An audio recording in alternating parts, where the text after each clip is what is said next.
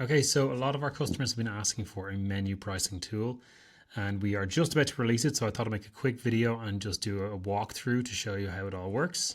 So you can see here, I've started putting in some of the menu items from Mad Yolks already, and this is the Mad Yolks account where I like to do all of my demos from. And at a high level, you can see you can select your menu, you can create a new menu. It can be linked to specific sites. So we've got Rathmines and Smithfield and head office here as our sites. You can add new menu items with this button here, and that will just add one down the bottom. And then within the menu, you can edit your ingredients, and all of the ingredients are linked to products that we have actually bought or that you have actually bought. And because we normalize the price and the product down to the base units, it's really easy for us to break it down into how much you're actually going to put into each menu item. So what I'll do here is I'll go from the top and I will create a new menu. I'll add a menu item. I'll add ingredients. And then we can see how that price is actually dynamic. So as you get invoices in and your costs change, your cost per menu item will change as well. And your margins will change along with it. So let's jump into it. So first things first, at the top, you're just going to hit new menu here. And I'm just going to call this dinner menu. And I'm going to link it to Rathmines because why not? So create menu, and you can see it there at the top. There are currently no menu items here. So the first thing you want to do is add a menu item. And I'm just going to call this a cheeseburger. Keep it nice and generic. And I also know that we have all the ingredients for a cheeseburger, so that's handy as well. And all right, so I've called it cheeseburger. I'm going to hit save, and now you can jump right in and edit ingredients.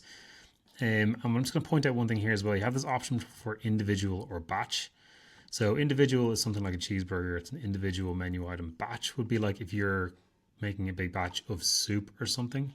So the idea here would be you'd add all the ingredients for the batch of soup and then you put in the yield at the end. So how many portions of soup you're getting, and that's how you do the menu pricing for a batch. But for this video, I'm just going to focus on an individual menu item.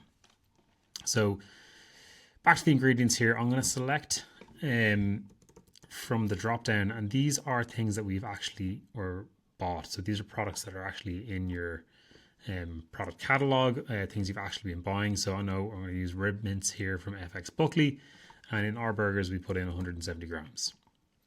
So you can see here automatically it's given us our actual cost. So 170 grams of mince from FX Buckley costs us €1.53. You can put in a target cost here as well.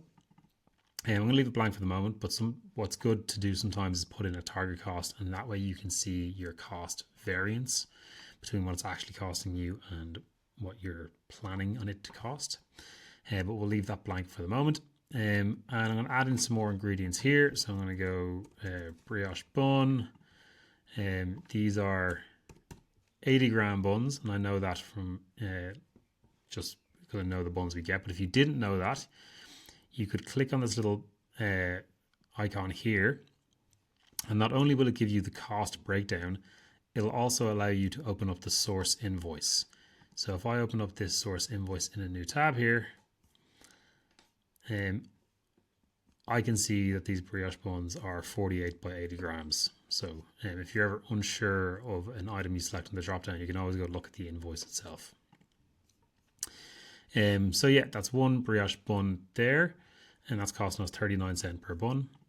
I'm going to go in and add the rest of the ingredients here. So cheese slices, say 15 grams, and we want to do some mayonnaise.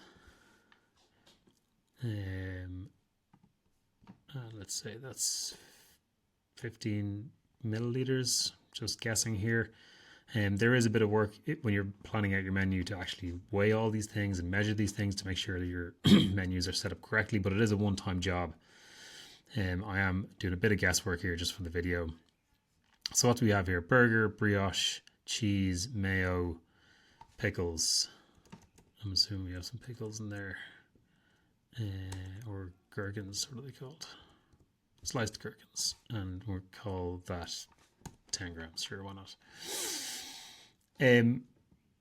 Okay, so Are we missing anything here? Let's put in some bacon as well. Why not? Irish streaky bacon.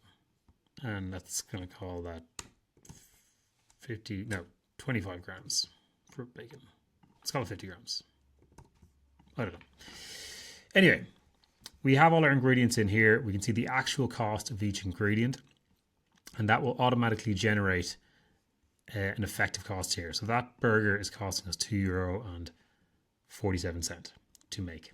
All right. Now, the good thing here is, I'll move myself out of the way, you can put in your target margin as well.